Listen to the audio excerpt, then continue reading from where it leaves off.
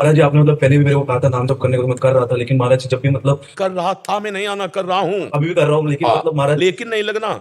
जैसे प्राणपन से लगा जाता है, ऐसे थोड़ी मन को परास्त करना कोई खेल है। जब तक मुझे तो टेंशन होता रहता है जो कौन सा टेंशन? खाली जगह टेंशन, भरी जगह तो टेंशन कहाँ? जैसे महाराज जी, जैसे मैं मतलब 2 साल से कोटा में तैयारी कर रहा हूँ, अभी मतलब 2 साल से नहीं हुआ, अभी तीसरा साल इस बार भी नहीं होगा, तो क्या होगा? कुछ नहीं, वही एक क्षेत्र है। इसका मतलब इसके बाद शरीर छोड़ दे? या ऐसे मूर्खतावत बच्चे तो अपने शरीर का आघात कर लेते हैं। हर एक जगह हम परास्त हो गए तो क्या हमारा जीवन ही नहीं रहा? हम पढ़ाई नहीं पढ़ पाए, हम ग्रेजुएट नहीं हुए तो हमारा जीवन नहीं हुआ? नहीं महाराज जी, मेरा मतलब है कि नाम तक छूट जाता है, जैसे टेंशन होता है कल एग्जाम है, क्या होगा, ये होगा।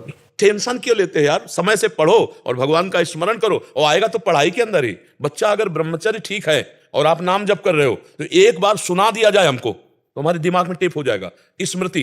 ब्रह्मचर्य में वो पवित्र स्थिति है। तभी तो हम कह रहे हैं आज के जो बच्चे हैं ना, ब्रह्मचर्य का नाश करते हैं, स्मृतिहीन हो रहे हैं। अब डर लगता है परीक्षा से, परीक्षा ऐसे फेल हम कैसे हो जाएंगे? अगर हमसे चूक हुई है और हम फेल हो जाते हैं तो बर्दाश्त है, अगली बार हम फिर और पढ़ाई पढ़ेंगे, अगली बार हम और हिम्मत करेंगे। हम भगवान के अंश से हारने वाले नहीं है। ये बिल्कुल किसी भी बच्चा के मन में रहना चाहिए। फेल हो गए तो क्या होगा? क्या हो गया? यही जिंदगी है, इतनी जिंदगी है। आप विचार करो, भगवान ज्ञान समुद्र, जब उनसे हम जुड़े हैं तो हर ज्ञान, हर व्यवस्था, कि अगर विद्यार्थी परास्त हो जाता है पढ़ने में तो जीवन नष्ट करने की नहीं सोचना। एक जीवन ऐसा जो जगत में प्रकाशित हो जाएगा। भगवान के आश्रित हो, कोई व्यापार कर लो, हम एक नौकरी कर लेंगे, अपने जीवन को थोड़ी नष्ट करेंगे। हम छोटे से छोटा कार्य कर सकते हैं, और भगवान हमारे साथ है तो बड़ाई उनके हाथ में, वो बड़ा करा दे। जिसको बड़ा बना देते ना, भगवान है। मच्छर को ब्रह्मा बना दे, ब्रह्मा को मच्छर बना दे, मूर्ख को विद्वान कर दे, विद्वान को मूर्ख कर दे, एक क्षण की बात है। तो ये भरोसा तो बना रहना चाहिए ना। हर जगह फेल है लेकिन एक जगह पास है। हे भगवान, मैं आपका हूं, वो उठाएंगे, वो आपको प्रकाशित करेंगे। बिल्कुल परास्त होने की बात नहीं है। दिमाग में प्रसन्नता रखो, जो होगा मंगलमय होगा। भगवान मंगल भवन है, मैं उनकी शरण में हूं। अब हमारा अमंगल नहीं हो सकता, समझ रहे ना? टेंशन किस बात की? टेंशन के टेंशन बन जाओ तो भगवान के दास हो यार। जैसे श्री जी को भी रोज बोलता रहता हूँ, मतलब इस बार क्या मतलब इस बार मतलब पास हो जाओ 2 साल से। नहीं, ये भी हम नहीं कहते, ये भी हम नहीं कहते।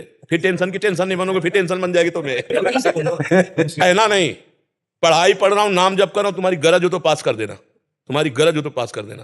नहीं, जहां रखोगे जैसे रहोगे वैसे रहूंगा, आपको पुकारता रहूंगा, आपका स्मरण करता रहूंगा, माया पर विजय प्राप्त हो जाएगी।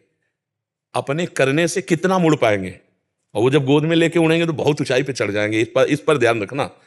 अपने भगवान के भरोसे उन्नति ही उन्नति। बड़ा प्रसंग, बड़ा उदाहरण युक्त है। एक राजा केरल के थे, उनका नाम धर्मात्मा था, धर्म के पूर्ण रक्षक। अन्य 4-5 राजाओं ने मिलकर चढ़ाई कर दी और उनको पता नहीं था। धार्मिक राजा थे, उनको पता नहीं था। और उनके संतान हुई थी, उस संतान का नाम रखा गया था चंद्रहास। पूरे राज्य में आनंद छाया हुआ था, आक्रमण चारों तरफ से हो गया और भगवान का भजन करने वाले थे। अब पराजित तो होना ही पड़ेगा क्योंकि चारों तरफ से बैरी राजा हैं, और पहले से सूचना होती तो तैयारी होती। अचानक आक्रमण, मारे गए, वो राजा मारे गए। अब रानी ने देखा कि पूरे महल पर आक्रमणकारी आ गए, तो दासी से पैर पकड़ा, कहा तू ही बचा सकती मेरे बेटे को, भगवान तुझे सामर्थ्य दे। और महल में काट मार मचाए हुए थे, कोई भी वंश का नहीं बचना चाहिए। दासी ने बहुत प्रवीणता की और टोकरी में, जिसमें दोना पत्तल डाले जाते हैं, ऐसे डालकर नीचे बालक चंद्रहास, और निकली। सैनिकों का क्या है, तो ऊपर से ऐसे दिखाया गया दोना पत्तल ऐसे। उनका निकलने दो, ये तो दासी है। राज परिवार का कोई नहीं बचना चाहिए। सब रानी, सब पूरा परिवार मार डाला। वो भाग करके दूसरे राज्य में पहुंची। बहुत प्रवीण थी, दासियां बहुत प्रवीण होती हैं। तो धृष्ट बुद्धि नाम के जो उस राज्य के मंत्री थे, उनकी शरण में गए, उसको राजकुमार बचाना था। तो उसने स्पष्ट कहा, मैं केरल के राजा की दासी हूं और ये मेरा पुत्र है, मैं हर कार्य में प्रवीण हूं, आप चाहे जिस दास्ता में रख लें। उस मेरे राज्य में सब विध्वंस हो गया। ये नहीं बताया कि राजकुमार है, मेरा पुत्र है और मैं इसकी रक्षा करना चाहती हूं आपकी शरण में रहकर। उन्होंने कुछ परीक्षाएं ली, तो दासी कला में तो प्रवीण थी, उसे दासी बना के रख लिया। और वो बालक राजमंत्री के घर में। भगवान जिसकी रक्षा करते हैं, ध्यान से सुनते रहो, भगवान किस हालत में पहुंचा दिया कि बिल्कुल मिटिया मेट। अब देखो उनकी उन्नति। अब एक दिन दृष्ट बुद्धि की पुत्री थी, उसका नाम था विषया। वो उसका जन्मदिन उत्सव मना रहे थे, तो बड़े बड़े विद्वान सब आए हुए थे। तो पुत्री का हाथ दिखाया, तो विद्वानों ने ऐसे रेखा देखी और लड़के को देखा खेलते हुए, चंद्रहास जी को। तो उनका इसका पति तो ये होगा। तो एकदम अपमान लगा ना, राज्य मंत्री और उस दासी पुत्र। तो उस समय तो कुछ नहीं बोला, जो सब सभा गई, सो जल्लाद बुलाए और कहा इसको काट के फेंक दो जंगल में जाके। अब दासी क्या चाला, वहां दासी को पता भी नहीं चल पाया, चंद्रहास जी को गायब कर दिया। अब चंद्रहास जी को जंगल में ले गए और उनको देवर्षि नारद जी ने जब यहां दासी पुत्र बनकर के रह रहे थे तो एक छोटा सा शालिग्राम दिया था, कहा था मुख में रखे रहना, चरणामृत पान करते रहना और कृष्ण कृष्ण कृष्ण ऐसा बोलते रहना। जो भगवान का भजन करने वाले पिता थे उसी के प्रभाव से देवर्षि नारद जी ने चंद्रहास जी को नाम का उपदेश किया। जब वो जल्लाद जंगल में ले गए, बोले बेटा तुम्हें पता हम क्यों लाए? तो उनका हमें तो पता नहीं। तो उनका तुम्हें मारने लाए हैं, मंत्री का आदेश है। तो उनका हमने कोई गलती की है क्या? तो उनका नहीं, उनका आदेश है और हम जल्लाद हैं, हमारी दया है नहीं, पर तुम्हें देखकर ऐसा लगता है कि क्यों मारूं, पर तुम्हें छोड़ दूंगा तो हमारी नौकरी चली जाएगी, हमें फांसी में चढ़ा देंगे। मैं मारूंगा नहीं तुम्हें, तुम्हारे उन्होंने देखा तो 6 अंगुली थी, 1 अंगुली काट ली और कहा राजा को दिखाऊंगा जाके कि तुम्हारा वध कर दिया, पर तुम यहां से भाग जाओ। तो काटने से खून निकला, वो वहीं मूर्छित होकर गिर गए, कृष्ण कृष्ण कृष्ण कृष्ण कृष्ण, और वो जल्लाद वापस अंगुली दिखाए कि मैं उनको मार डाला हूं। हुमा नाम का एक पंक्षी होता है पहाड़ में, वो परम पवित्र, अगर अपने पंख कर ले तो राजलक्ष्मी उसके चरणों में आ जाए। वो आकर के बैठ गया चंद्रहास जी के ऊपर। हुमा नाम का पंक्षी ये पहाड़ों में होता है, भगवत प्रदत्त किसी भाग्यशाली के ऊपर उसका। अब वो अपनी छाया में उनका वो मूर्छित बेहोश, कोई जंगली पशु ने अटैक नहीं किया चंद्रहास जी पर।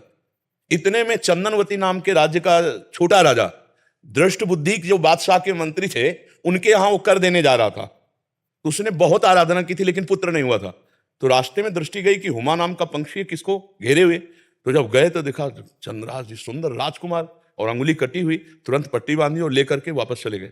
वहां नहीं गए कर देने, बड़ा उल्लास मनाया कि भगवान ने तो, हमने इतनी आराधना की, हमारे पुत्र नहीं हुआ लेकिन भगवान ने पुत्र दिया, मैं इसे राजकुमार पदवी देता हूं। छोटा राजा अपने राज्य का राजकुमार बना करके पालन पोषण किया और 10 वर्ष हो गए, वो कर देने नहीं गया बादशाह के यहां।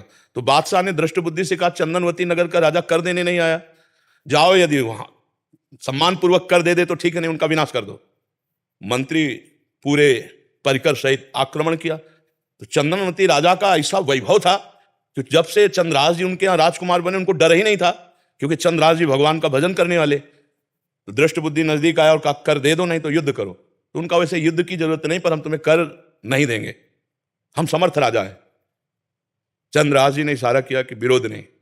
चंद्रहास जी ने कहा कि हम स्वयं कर देने के लिए तैयार हैं, आप शांत रहिए।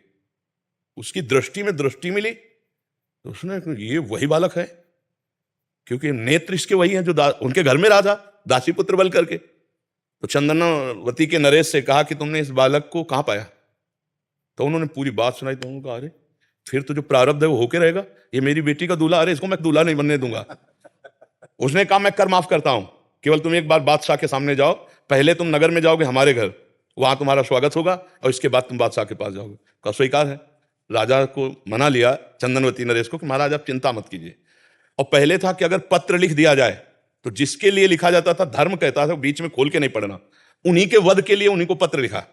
और उनके जो बेटे थे उनको लिखा कि बेटा ये पुरुष जिसको मैं भेज रहा हूं, जाते ही विष दे दिया जाए, जाते ही भोजन में विष, हलाल तुरंत मर जाना चाहिए। तो उन्होंने ऐसे खोस लिया मुकुट के साइड में और गए। भगवान की इच्छा, उस दिन उपवन में उन्होंने अपना घोड़ा रोका कि थोड़ी देर बाद चले जाएंगे उपवन में। और उपवन था वो राजकुमारियों का, और उसमें आई थी उनकी बेटी जिसका नाम था विषया। खेल खेल में देखा कि कोई राजकुमार ऐसे विश्राम कर रहा है मेरे राज्य में। नजदीक गई, चिट्ठी देखी, चिट्ठी निकाली, खोली, लिखा था कि जाते ही विषया विष दे देना, जाते ही विष दे देना। तो पिताजी की बुद्धि खराब हो गई, इतना सुंदर राजकुमार इसको विष दे देंगी। उसका नाम विषया था, तो विष के आगे केवल या बना ली थी, तो काजर की रेख से जो दूब का ऐसे लेके वैसे काजर करके या बना दिया विषया, जाते कुछ बिना बेचारे जाते ही विषया दे दे, और खोज दिया, चली गई। देखो भगवान का विधान। अब वो जब जगे तो वहां गए, तो जो दृष्ट बुद्धि का पुत्र था बड़ा धर्मात्मा था, उसने आदर सत्कार, उनका पिताजी ने आपके पत्र दिया। जो पत्र देखा तो उन्होंने कहा पंडितों को बुलाओ, तुरंत ब्याह करो। पिताजी कहा जाते ही विषया दे देना। अब बेटी से ब्याह हो गया, 2-4 दिन हुए, कोई सूचना नहीं पहुंची। तो दृष्ट बुद्धि ने कहा मामला क्या है? वो जब लौट के आए तो बड़ा पूरा नगर सजा था, उत्सव हुआ। उनका क्या उत्सव? बोले आपकी बेटी का ब्याह हो गया। किससे? बोले आपने राजकुमार भेजा था। अब उनको समझ में आया कि प्रारब्ध इतना बलवान होता है। जब घर के अंदर गए तो देखा बेटी, और तो उसने कहा तुम्हें जिंदा तो नहीं रहने दूंगा। मन में सोचा चाहे बेटी भी दवा रहे। 4 जल्लादों को बुलाया और कहा देवी के मंदिर में जाओ। और उससे कहा बेटा अब तो दामाद हो गए हो तुम, पहला पूजन हमारे यहाँ देवी का होता है, अकेले जाया जाता है। उनको भय तो था नहीं, भगवान के तो भक्त थे। बोले आप पूजन करके आओ, बहुत प्रसन्नता हुई कि आप जैसा दामाद। और अंदर से जल रहा था और उधर 4 जल्लाद लगा दिए देवी के मंदिर में।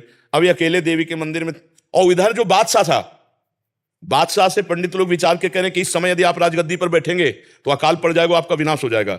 इस समय कोई दूसरा तत्कालीन राजा होना चाहिए, कुछ क्षण के लिए ही चाहे। तो उनका कौन हो सकता है?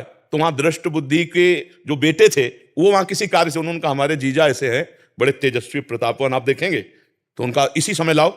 तो वो दौड़े, पूछा कि कहां है? बोले देवी पूजन करने के बाद से ही पता चला। वो दौड़ के गए और बोले देवी पूजा हम कर लेंगे, तुम जाओ, बादशाह बुला रहा है। अब ये जो मंदिर पहुंचे सो काट के फेंक दिए गए, और वो बादशाह के पास गए, बादशाह ने तत्काल ताज रख दिया। दृष्ट बुद्धि को बुलाया कि नए राजा के स्वागत के लिए आप आइए। अब वो तो बादशाह है, सामने जो ही पहुंचे तो दृष्ट बुद्धि कांप गए। इशारे से पूछा कि हमारे पुत्र कहां है? बोले देवी पूजन। अरे बोले वो तो मार डाला गया होगा। पता लगा तो मार डाला गया। तब वो जाको रखे साइयां मार सके न कोई, बादशाह बना ना। अगर भगवान रक्षक, भगवान जिताने वाले, तो कोई परास्त नहीं कर सकता। हर विधान उल्टा होता चला जाता है। और अगर भगवान से विमुख हो तो चाहे जितनी उन्नति हो, उसका परिणाम कुछ नहीं होगा, या हम मर जाएंगे, सब छूट जाएगा। नाम भगवान का, वास्त्र भगवान का, वो उठाते हैं तो उठाते चले जाते हैं ना। तो कभी भी डिस्टर्ब नहीं होना चाहिए। ये बात कभी नहीं लानी चाहिए कि मैं शरीर छोड़ दूं किसी भी विषय में, हार जाए या किसानी में कोई व्यवधान या पढ़ाई में। अरे हम फिर जीतेंगे यार, संघर्ष ही जीवन है। उसके लिए थोड़ी है कि जीवन ही नष्ट कर दो। तो जीवन नष्ट करने के बाद वहां कोई विश्राम स्थल थोड़ी बना है, फिर भेज दिए जाएंगे नीची योनियों में। क्या क्या कष्ट होता है आप देखो ना। ये मुर्गा मुर्गी बकरा बकरा जीवात्मा में लोग कैसे जिंदा भूंज रहे हैं, कितना दया खत्म हो चुकी है, जिंदा भूंज रहे हैं, खा रहे हैं, शरीर बढ़ा रहे हैं, मरेंगे, नरक जाएंगे। तो हमें कोई मनुष्य जन्म मिला है, अब इतना भजन कर लेना है कि इससे नीचे न गिरे। अगर चांस मिले तो पुनः मनुष्य बने और धर्म पूर्वक अपने राष्ट्र की सेवा करें, समाज की सेवा करें, भगवान का भजन करके जीवन पवित्र बनावें। जी।